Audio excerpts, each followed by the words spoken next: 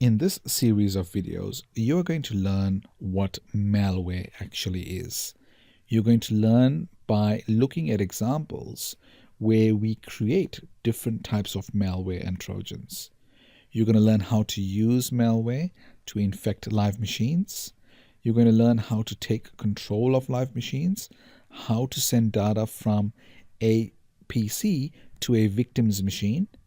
You're going to learn how to create backdoors and Trojans. Now, this information is being shared purely as an informational purpose only. We do not advocate any illegal use of the trainings in this particular series.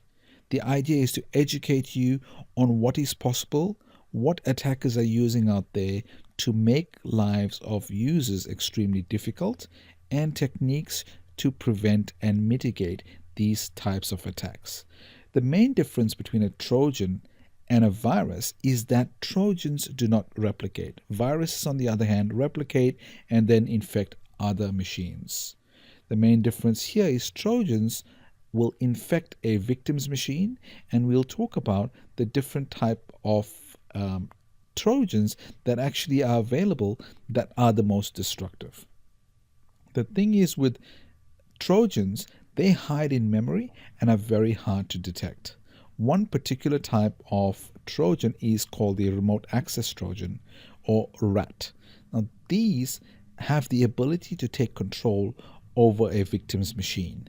And when I say take control, you can control the camera, you can control the keyboard, you can log the keystrokes, you can run programs on the victim's machine, you can share files between your machine and the victim's machine, and that is extremely dangerous. It's almost like a remote control of the victim's machine. Another type of Trojan is a data sending Trojan. And this is also very prevalent because this type of Trojan obtains sensitive information from a victim's machine, and when that sensitive information is found, it emails the attacker things like passwords, credit card details, any sensitive information that it will find, it will automatically email that to the attacker. Very dangerous because we've seen instances where people have opened additional bank accounts linked to that a person's online account and are then able to transfer funds between accounts to PayPal, all these different things that then cause even further financial loss to the actual victim. Another type of Trojan is the destructive Trojan. These destructive Trojans are built to basically damage settings on the victim's machine.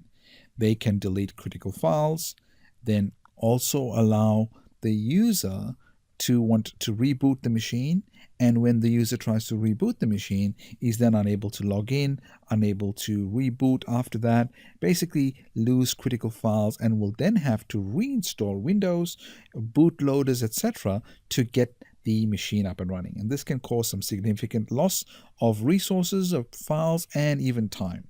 One other type of Trojan I want to talk to you about is the denial of service or DOS Trojan. These denial of service Trojans basically cause the network to become choked with useless and unnecessary traffic. Now, this attack basically exploits a limitation in the TCP/IP protocol. While there are software fixes to enable this to be prevented in some way, you have firewalls that can help detect this type of attack. The problem is that these Trojans are in most cases very difficult to detect and mitigate against. So let's look now at how we can start building a Trojan and then demonstrate how we can perform some of these attacks. Remember, these lessons that I'm sharing with you are purely from an information point only. This is not meant for you to learn to then go on and create malware and create Trojans to infect other users, because there could be some significant liabilities and prosecution if you are found guilty. Now, to build a Trojan, we need a C or C++ compiler to build this particular Trojan. So let's go and find a compiler in the next video where you can actually start building your first Trojan to see how this all works in practice.